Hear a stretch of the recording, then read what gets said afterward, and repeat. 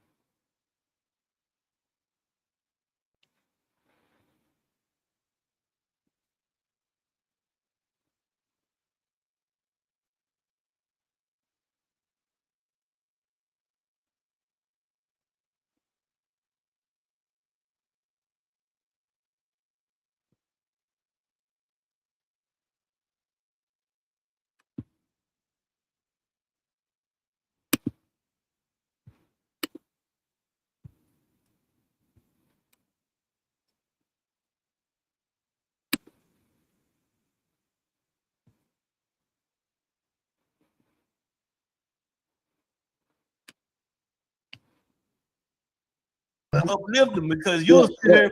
Hold on, listen to me. You'll sit here and you'll be like, we'll be like, man, the young niggas need to do this and do that, man. They need to come together. And when they finally come together, man, old nigga like you will say, man, this shit boring and talk down on they come up on they movement. Man. Hey, dog you face. gotta praise that, brother. You gotta praise everything them young niggas doing, man. You can't play music boring, man. They playing it in the club. They selling. They selling what? Stop. They selling what? They stop right there. They selling what? I want to give a fuck. Stop. What are they selling? I got an answer for you. What are they selling? Look it up. They were selling singles, nigga. What? Them motherfuckers is moving, man. They making money and they got a pocket for door in their pocket, man. Hey, look, let me tell you this. That shit ain't moving or selling. Every one of them Dallas niggas have flopped. They ain't got no plaques. It's the difference. This nigga's a hater. This nigga a bona fide hater, bro. Anything that ain't got nothing to do with what he doing, or he ain't attached to it, he hate on it. This nigga a snake, bro. He is the problem. No. They've been out 2 years. Man, they gave no time. Stop. Listen, they've been out 2 years. How long? 2 years. 2 years. It's the beginning. Yeah. No. Listen. If this is the beginning, why they labels not pushing them no more? You don't even know. You can't even tell what's going on. What you mean? Got it? Gotti have completely Interscope. Gotti's not the person to push the buttons. Interscope. You ain't heard one song on the radio. You ain't heard one song that got top 10 in the world. That's a rap. Because what they was doing is they were just redoing old songs. They wasn't creative. You just redoing old song, rapping. Whatever they doing, they made it to the point to where they at. Why is you talking down on these young men's success? No matter what they got out of the situation, they got more than a lot of other motherfuckers. They got more light and attention on them than a whole bunch of motherfuckers in Dallas with their little movement. Now, whether they went platinum, went gold, went diamond, went across the world, they got the attention and they got the deal. That's what's important. What's important, it don't matter if you talented or not, or how talented, doesn't matter. Your hustle, they hustle got them to where they at, whether they was as talented as your artist or not. Their hustle got them to the point to where they at. Quit hating. Old beats. Nigga, we used to do that back in the day, coming up freestyling. And that's the best single that you got coming. It wasn't creative. So yes, it was boring. It wasn't no unique songs, especially the late in the middle. Can you name three New Dallas songs? No. Exactly. So look. Sometimes people. Memphis. Right. Listen. Sometimes people get too excited at a small level of the game. It wasn't touching. Even a Dogface. Nothing about this new era rap is touching. They rapping about selling dope, and half of them came from the suburbs. Well, to ask me that question, and to be fair, ask me if I listen to any of this new stuff, and I don't. I can't tell you anything about any of the new artists. Okay. Well, Dogface, since you asked the question, name 3 New Dallas songs. Shit, it's my birthday. It's my birthday. Nobody got a song called "It's My Birthday." Yeah, Montana does. Look it up. Somebody look it up. It's my birthday. Okay, what else? What else? Shit, I don't think it matters if we can name them. I'm sure people in Dallas can. Everything by Montana, the hottest motherfucker in Dallas, as far as I'm concerned. So everything is blazing. Yeah. Listen.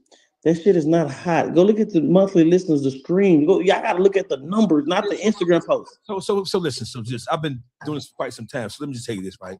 So you have artists who make good music who may never be the biggest stars in the world. Like, for example, you have artists in the city of Detroit or from the city of Detroit who are great artists, but they'll never reach the heights of Eminem. That don't mean they ain't good artists. You feel what I'm saying? So I know by the numbers, hip hop as a whole, by the numbers. We talking about that. We're not talking about hip hop as a whole. We're talking about them. We talk about for a label to sit there and say, last time we gave Dallas, Texas $500,000, they didn't sell. Okay, We talking about that type of shit. So we talked about this. We talked about New Dallas. We talked about Amir, Doe, Montana 700, and I don't even know if Big Extra Plug is a part of New Dallas. No. The big extra plug out is a whole nother way. Yeah, it's a whole different way. Yeah. So we got to understand this. See, I'm looking at the consumer thing. Is if I find another artist, can I take them to the label and they say, "Oh, Dallas." Well, last time people signed people from Dallas, they really didn't blow. They just had a bunch of Instagram followers. Well, So let me ask you this, Rainwater. Do you do artist development?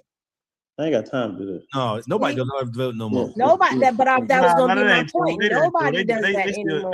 They still doing artist But development. traditional standpoint of what the A&R means, most of the labels are not putting any money. The money for artist development comes from the label, right? And most labels are not investing any money. They're trying to sign artists who already have. You know somebody who does great artist development, and then came up pretty wealthy in artist development. That's his skill. 1501. Who's that? Carl Crawford. He is an artist development. If you want to go somewhere and somebody believe in you, and that ain't artist development. He signed a rapper. He signed a rapper to his label to upfront. And he push him, man, all the way from the bottom to the top. That's artist development, man. Listen, no. She's mean artist development with a label sign you. We put you in the back so you can art and develop you for years. That's what he do. No. Erica Banks, soon he signed her, he dropped a single. That's not artist development. Man, he artist developed her just like he did. What's her name? And that's my partner. That's my partner. I know art development. That's my partner. I know. Listen, major labels used to sign people to artist development deals and keep them on the shelf for a year or two till they was ready.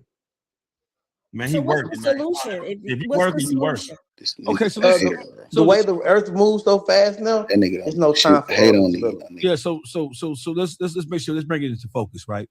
So traditional artist development, we go back to the days of Def Jam and the days of all the early labels, right? They would sign an artist and they would put the artist through the motions. They would develop his sound, put him with producers. They would send him through a media training. Most of these artists out here right now, the reason why they're so boring is because, and the reason why they can't really catch on, because they don't have personalities, because they have not been developed to be stars. They just taking niggas fresh out the street. All they know is violence and crazy shit, and throwing them on TV and throwing them on YouTube and throwing them in the booth. So that's why you have most of these artists don't have any longevity, because they're not making music that lasts the test of time, because they haven't been developed. They're telling their singular stories about their singular situations in their singular cities, and none of that shit has any real shelf life to it. Right. And then you get them in an interview and they can't talk. They don't know how. And that's why interview-based style platforms on YouTube is trending downward, because one, the artist's not gonna tell the truth because they're connected to all the fuck shit. They're never gonna tell the truth, and they don't even know how to talk. They can't string together a coherent sentence. They're boring. That's why Gillian Wallow is doing other things other than interviewing these niggas. So I get it. I understand. Content is king now. YouTubers and podcasters are making more motion than motherfuckers who rap. Yeah, I ain't lying, because that's why I ain't worried about no damn rap shit. More money than niggas who rap. Yeah. Ain't no such thing as a podcast in a 360 deal. No, you get everything, 100%. And so this is Dogface. I get money out rap. I get money out podcast. I get money out all of it. And you own, and like owning your masters, if you own the channel, you're gonna get all the revenue from that forever, and it's always gonna be out there across multiple platforms, because it's not just YouTube. You have YouTube, Instagram, TikTok, and then you have Patreon. I make my money on Patreon, not doing YouTube, because I'm monetized from day one. All my artists, man, I push them to Zeus Network. That's how I got the bag. Oh Lord! I push them to Zeus Network. All of them on the Zeus. They cutting up. They anything music they drop. They getting views. They doing numbers. That's what I said it. But you got he right though. You gotta be able to do something other than rap. Rapping is gone. But yeah, I'm tired of over there. I'm sending them that way. I'm getting the bag out there. I did want to hop with something that girl Haney said earlier. What you said, and I wanted to expand on that a little bit. I think that the reason why people focus so much on if people ratted like Meech or whatever is because being stand up and loyal and true to the streets, whether it's the game, the mob, or whatever, is so fucking rare to see that and to people to stand on their principles and their codes, that when you have somebody that you think did that and you find out that it could have been a lie, it just breaks your fucking heart. Munchies in Texas. Henny is in motherfucking Florida. GBE is in motherfucking Henny's in Florida. GBE is in Georgia. I'm in Detroit. Where you at, Wade? South Carolina. He in South Carolina. We all know somebody who has snitched on somebody and is still moving and is still active, and nobody ain't gonna touch him. Ain't nobody gonna say shit to his face because he still has money, power, and influence. We all know that. So there's nothing new about that, right? But what it is with the advent of social media, with the advent of a camera phone, a recording phone, we're seeing it in real time. Whereas 30 years ago, all we did was we heard about it in books and magazines. So that's why this shit is it's so interesting to people, because people can't believe, yes. And it helps protect them, because especially when you talk about the mob years ago, if you ratted, that was a death sentence. Or if they even thought you was gonna rat, that was a death sentence. Yeah. But now the people, the way it's looked, I've had a guy tell me, he was like, I'm too public to be killed because that'll bring too much heat on somebody else. That's why these guys stay in the public eye, because if you stay in front of all the eyes, it's hard. Nobody can. It's hard. Exactly. It's hard for somebody to knock you down. You tuned in. This is Real Life Unfiltered. So listen. So Rainwater asked the question, like, why are you guys focusing on who snitched and who didn't snitch? Hollywood Wade just effectively and efficiently articulated why the culture as a whole so caught up on who snitched and who didn't snitch. I get it. We get it. We understand. And when I talked about the situation that happened in the city of Atlanta with the 21 Savage, Young Thug, gun, and all that kind of shit, the reason why that was so shocking is because who would have ever thought that 21 Savage would have admitted? We knew that they knew about Gunna, and we knew the people on the ground in Atlanta, they knew about. Me and GB even talked about QCP for years, right? I got into it with QCP in the club in Atlanta because he was mad at me because I called him a rat. So this is nothing new, right? But listen, rats, not the gangster rats and the gangster sissies have taken over. Real niggas need to go on the run. Real niggas need to go on the run because these niggas ain't playing fair. And here's the kicker: there is no real consequence anymore. So the rats are teaming together. Like, fuck you, bitch. What you gonna do? And let me just say something really quickly. I'm not saying that I'm promoting being in the streets and none of that, right? You don't have to say that. You don't have to justify that. We know you're not. Yeah. But there's people out there. You got to talk to the people that may not click. You know, there's no right. I'm not promoting that. I'm just saying this is the problem that we have, where the rules are being bended and the lines are being blurred, and now those morals, ethics, codes that we all knew growing up have begun to disappear. Yeah, listen, like Munchie said, somebody can be in the game, knee deep in it, certified member of it. And then once the consequences, the actions come down on them, they can tell. And guess what? Once they tell, they don't have to disappear. They don't have to move to Nebraska. They don't have to move to North Dakota. They can stay right where they told on the motherfucker at and move and operate in that environment. And so what do you think that lesson, that's a lesson being taught to other people who are thinking about telling. Do what you do, go as wild as you want. When the heat comes down, rat on somebody bigger than you and keep it moving. Exactly. I could be a popular rapper now. At what point in time in history in the world of hip hop could you be a known snitch and still go platinum? Never. What lesson is that teaching the young people who are operating in the street? That it's okay to do it. If 21 Savage can admit that they were covering up ratting, and we was doing it because we was getting. Okay, here it is, doggy. I'm gonna give you a consequence. Since you can't do violence to a person, since you can't enact a violent consequence to a person that's going against, the code, you can make the consequence making them irrelevant by not platforming them. So, but when you make it okay to platform them, then you're putting them in you're publicizing what the person that you and other people claim to have violated, and you platform them. If you platforming them, then you don't have to platform a person like that. I'm not gonna platform them. Like, I don't care. Like I say all the time, what other people do, not my business. But if I don't platform this nigga, he get no attention. He don't get no eyes on him.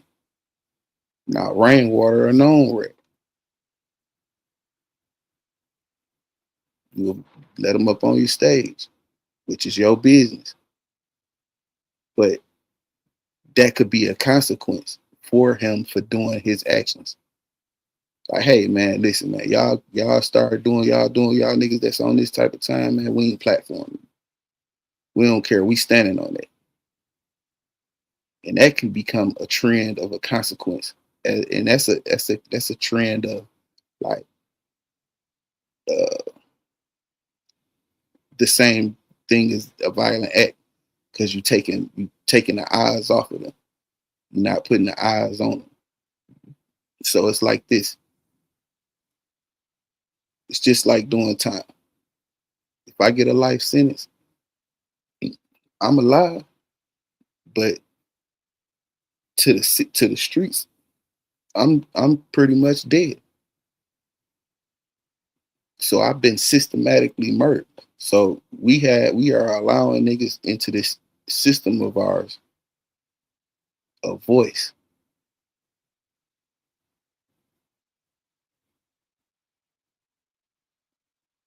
You're allowing these people to voice their opinion. You're giving them a chance to reason with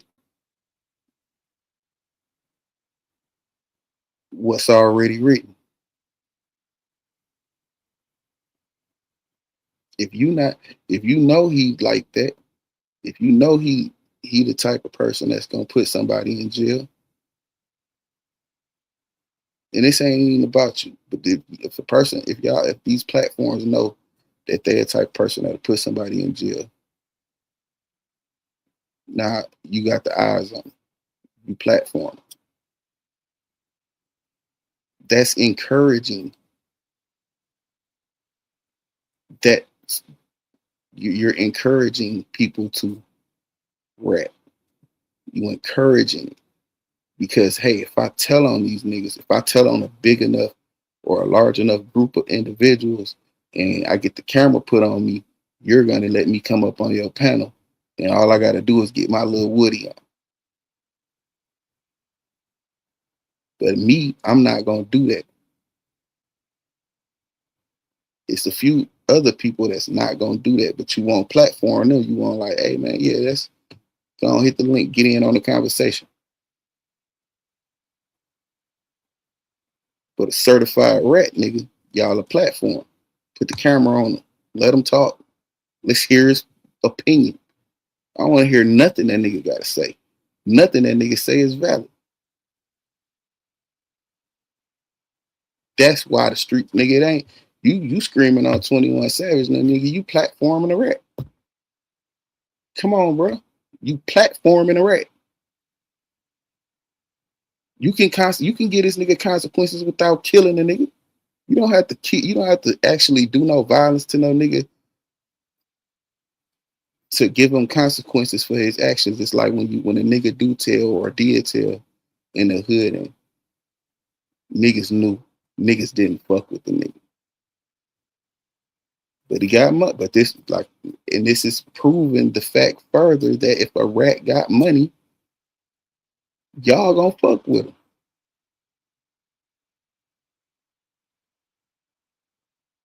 It's the same thing as these niggas 21 Savage did. Except you know. Do that make it right? Hell no. I get an example all the time. I don't care if a racist dude tell me he racist.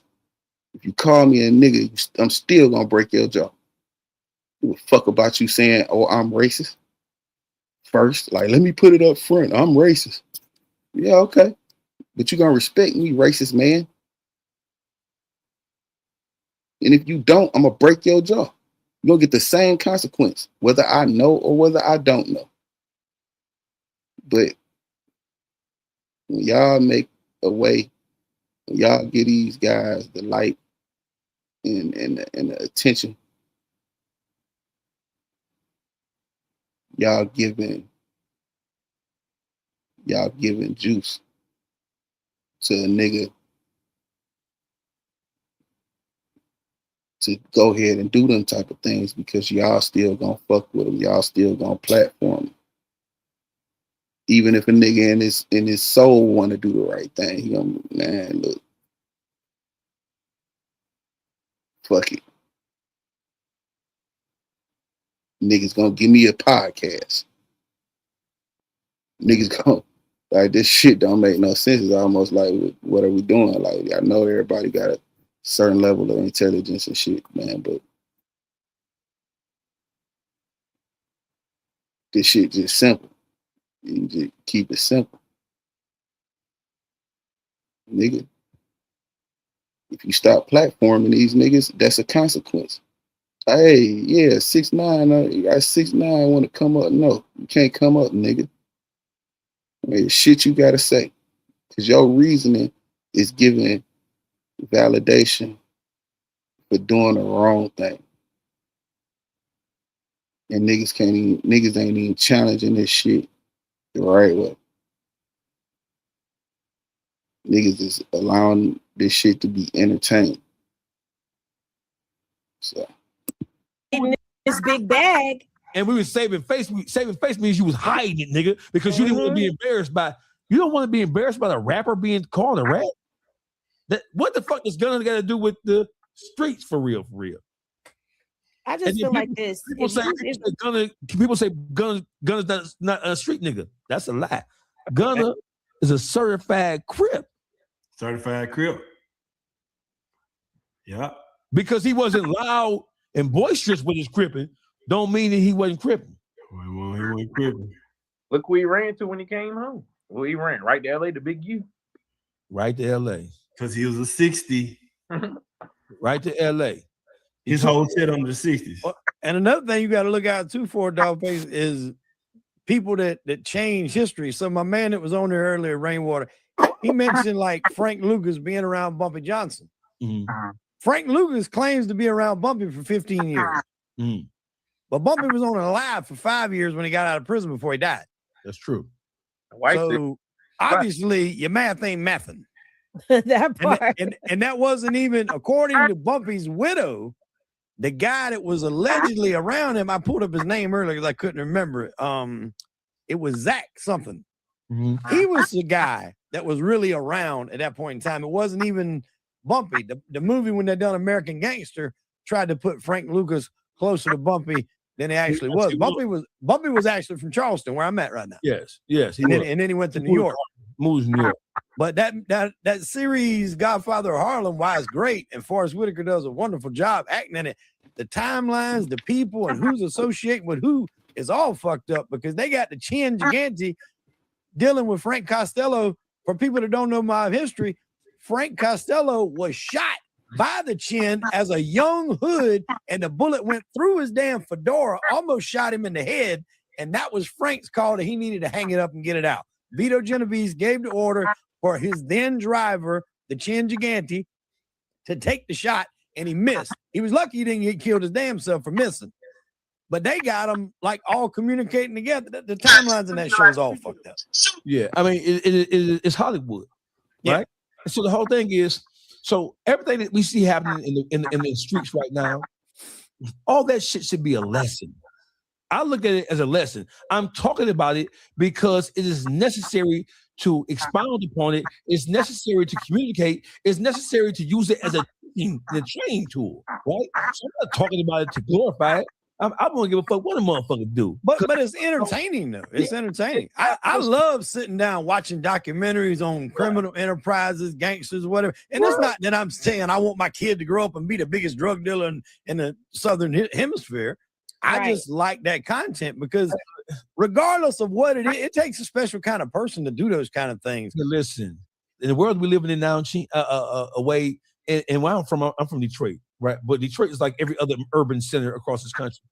When I grew up, right, I grew up idolizing Billy the Kid, Jesse the James, the robbers, the stagecoach robbers, the bank robbers, train robbers. I grew up idolizing that shit. But now in the hoods across America, if you a robber, if you a jack boy, you look like you the scum of the earth. Yep. And they've elevated drug dealers to Robin Hoods. A drug dealer will sell dope to your mama. I want to talk about what happened in the slave day. Nobody give a fuck about what happened about this shit no more, man. It's about right the fuck now. Goddamn it. It's about goddamn it, man. Making sure Trump handle his motherfucking business. And he put money in his pocket. Hey, Munchie. So listen, foreign politics and foreign affairs and how this country has treated the people who have built this country, that ain't the same shit, Munch. You hear me?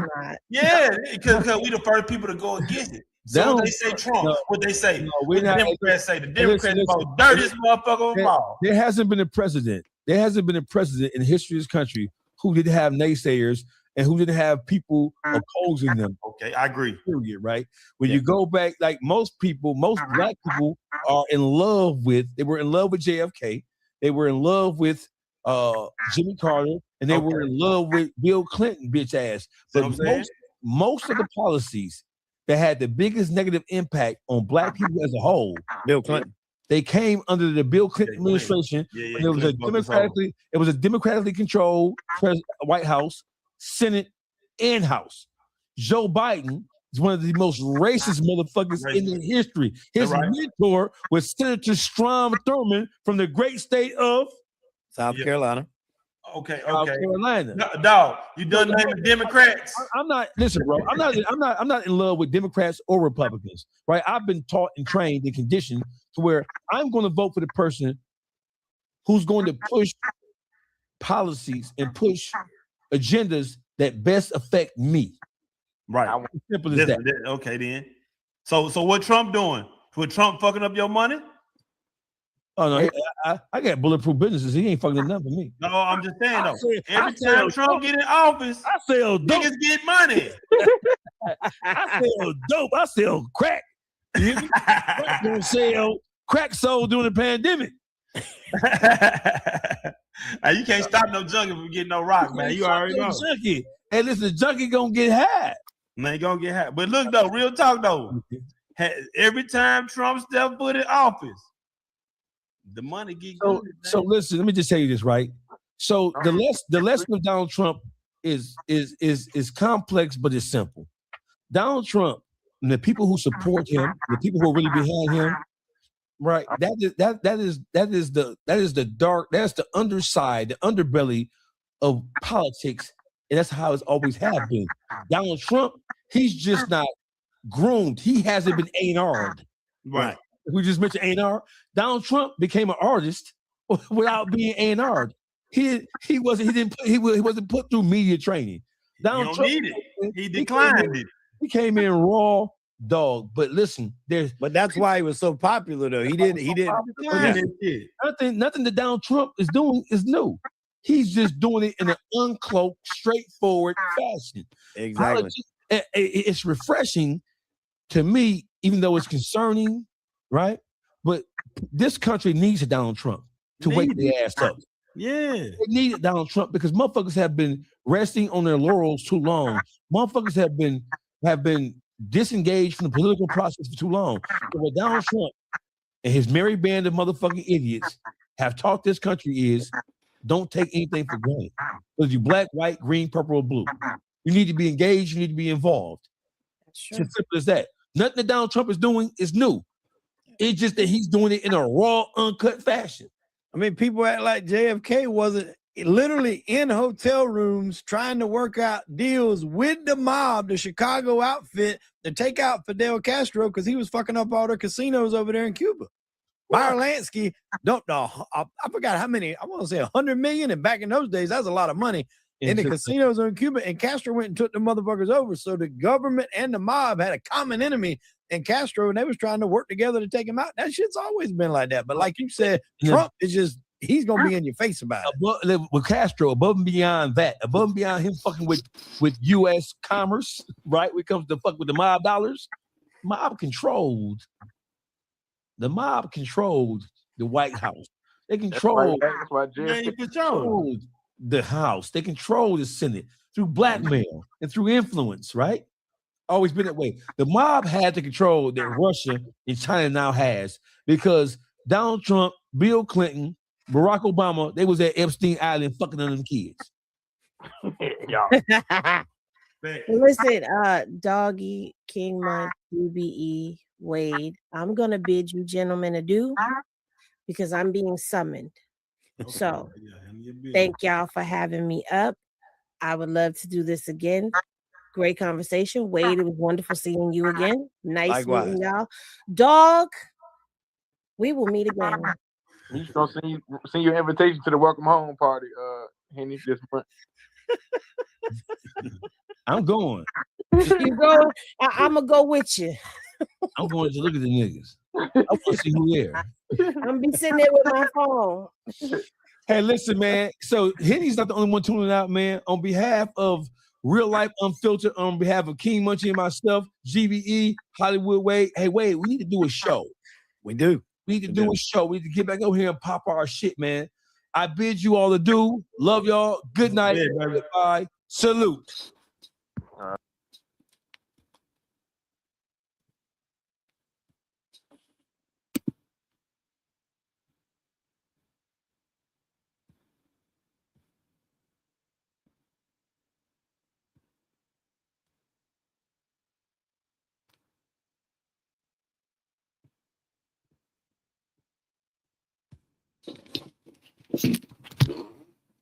All right, enough of that.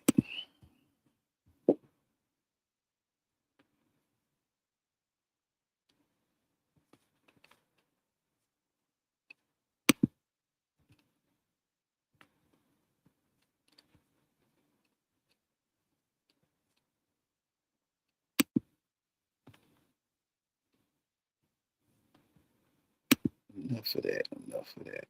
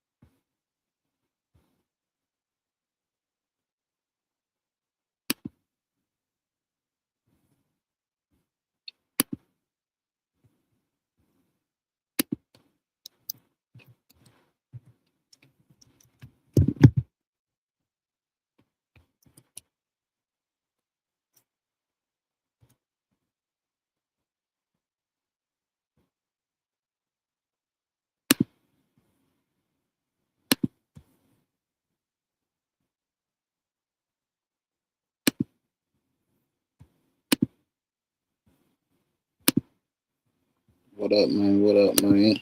I see you. Give me a minute. I'm finna drop this link, but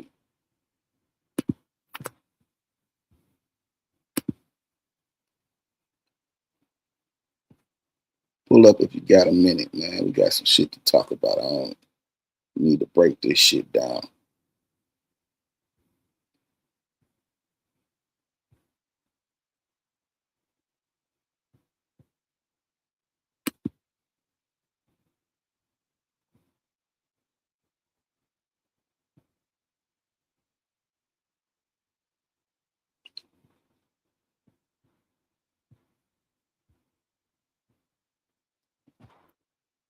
Give me a minute, man. I'm working on it, working with this new shit, trying to goddamn make sure I don't close the wrong screen.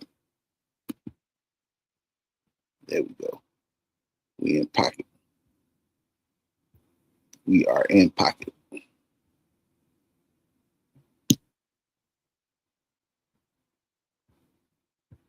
Yeah, man.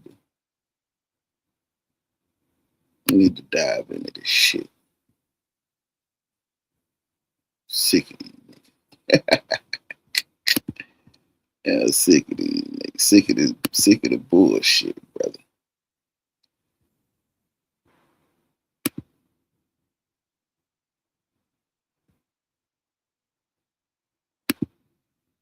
It's too contradictory out here.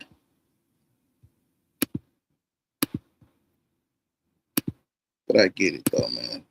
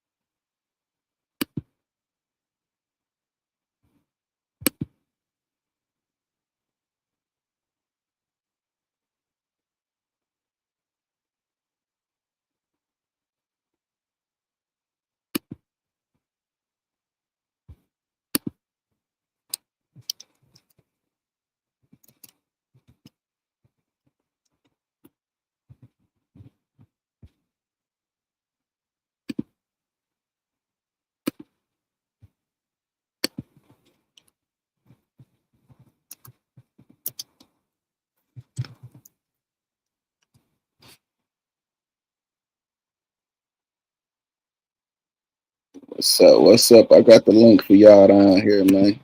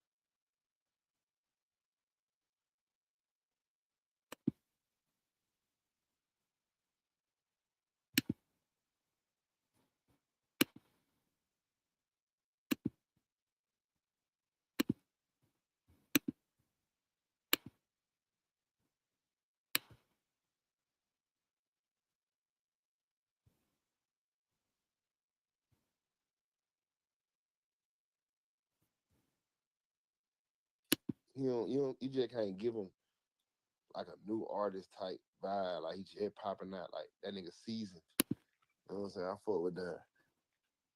Hit the link, Speed. We finna get into some. We gonna get into some shit, Speed. We just vibing right now, catching that music. Speed, hit that bit. We finna talk about some more shit. There you go. What you call shit right here, huh, Kurt? What that? Django, boy. We'll get into the meat and potato like Stan G say. They say it ain't connected. I don't know what's going on. Oh, there you go, Speed. One of the hottest niggas on the internet right now. When I pop out, I'm rockin' chrome. Then they say I'm a super. Got 200 on me, damn. I see 12, then I'm peeling off. And this Hold on. I gotta stop. Hold on. You know why I gotta stop? Huh? Wow, bro. He must shot this the night he got into the fight. Goddamn.